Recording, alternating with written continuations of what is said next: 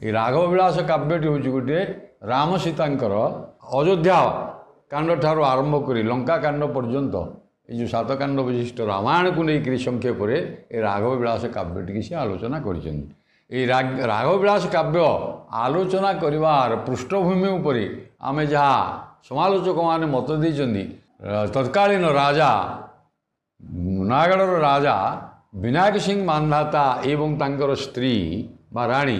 अनुरोध जितेबाला ओडगाँ को जाते रघुनाथ मंदिर रे राजा राणी जितेबाला जगन्नाथ रामचंद्र को बा रघुनाथ मूर्ति देखिक विभोर होकर भक्तिगत चित्तरे प्रणिपात करते से समय राणी अनुरोध करते रघुनाथ विषय गोटे राम काव्य जदुमणि लिखा आयो ये सांगे जाते एणु बंधुगण से अनुरोध रक्षा करी कवि निजर परिणत बयस राघव विलास काव्य को रचना करी